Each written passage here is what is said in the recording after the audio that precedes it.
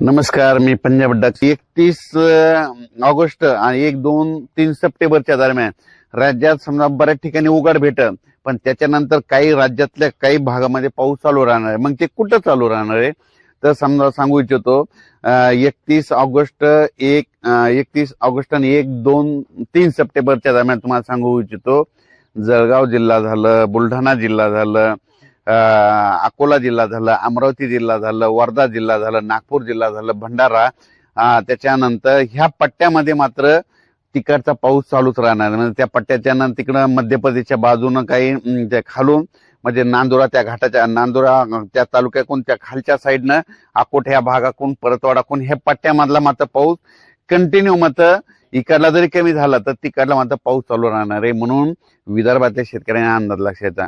आणि त्याच्यानंतर मग आता 30 तारखेचा पाऊस गेल्याच्या नंतर परत राज्यात पाऊस येणार आहे का?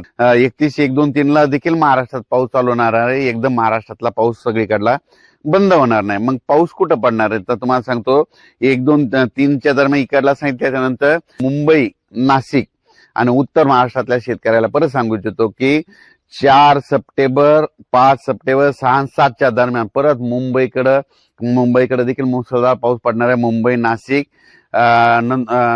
नाशिक, नंदुरबार, धुळे म्हणजे ह्या पट्ट्यामध्ये इगतपुरी त्या पट्ट्यामध्ये काय होणार आहे म्हणजे 4, 5 सप्टेंबरच्या दरम्यान परत मुसळधार पाऊस पडणार आहे. म्हणून त्या मुंबईच्या जनतेने देखील हा अंदाज लक्षात द्यायचा. कारण की राज्यात सांगायचं झालं तर मग 4, 5 सप्टेंबरला देखील तुम्हाला एक सांगतो मग नुसतं मुंबई, नाशिकला पाऊस नाही पडणार तर तुम्हाला सांगतो त्याच्यामध्ये विदर्भात बी पाऊस पडणार आहे. पूर्व विदर्भ आणि पश्चिम विदर्भ. पूर्व विदर्भाचे 6 जिल्हे मग ते कोणते? वर्धा, नागपूर, भंडारा, गोंदिया, चंद्रपूर, यवतमाळ, अमरावती, अकोला, बुलढाणा म्हणजे पूर्व आणि पश्चिम विदर्भ दोन्ही जिल्हे सांगतो. बुलढाणा, त्याच्यानंतर वाशिम म्हणजे ह्या विदर्भात देखील 4, 5, 6, 7 सप्टेंबरच्या खूप जोराचा पाऊस पडणार आहे. म्हणून हा अंदाज लक्षात द्यायचा. त्याच्यानंतर विदर्भ सांगितलं तर मग आता मराठवाड्यात काय परिस्थिती राहील 4, 5, 6 सप्टेंबरला. मराठवाड्यात देखील 4, 5, 6, 7च्या दरम्यान नांदेड जिल्ह्याला खूप पाऊस पडणार आहे, लातूर जिल्ह्याला खूप पडणार आहे, परभणी जिल्ह्याला पडणार आहे, हिंगोली जिल्ह्याला पडणार आहे, धाराशिव जिल्ह्याला पडणार आहे, त्याच्यानंतर धाराशिव जिल्ह्याला पडणार आहे, बीड जिल्ह्याला पडणार आहे, जालना जिल्ह्याला पडणार आहे, संभाजीनगरला पडणार आहे. म्हणून हे मराठवाड्यातल्या शेतकऱ्यांनी 4, 5, 6, 7 तारखेचा देखील अंदाज लक्षात द्यायचा. मग तुम्हाला वेळ मराठवाड्यासाठी कधी आहे तर काय करते 1, 2 म्हणजे 31 ऑगस्ट पासून ते शेतीचे काम करायला वेळ आहे. आता तर शेतात म्हणजे गवत काही काढणं होत नाही तर फक्त सोयाबीन असेल तर त्याच्यातलं तर काही उपटू शकतात, उसाला खतं देऊ शकतात.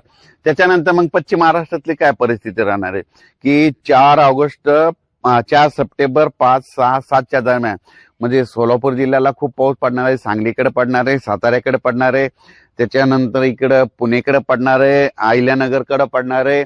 आणि सगळ्यात महत्वाचं सांगू इच्छितो की पश्चिम महाराष्ट्रातले जे काही आवर्षण जिल्हे आहेत आणि काही तालुके आहेत बघा, त्याच्यामध्ये कोणतं अहिल्यानगर जिल्ह्यामधले काही तालुके आहेत, बीड जिल्ह्यातले कडाष्टी भागातले काही तालुके, सोलापूर जिल्ह्यात आटपाडी एक भाग आहे असा आहे की ते आवर्षणमध्ये मोडतो.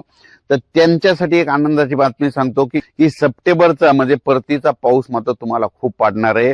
तुमचे वडे नाले वाहणार आहे. कोणात एखादं शेततळे भरायचे राहिले असेल तर ते शेततळे देखील भरून जाणार आहेत. अचानक वातावरण बदल झाला तर उद्या एक लगेच मेसेज दिला जाईल. धन्यवाद.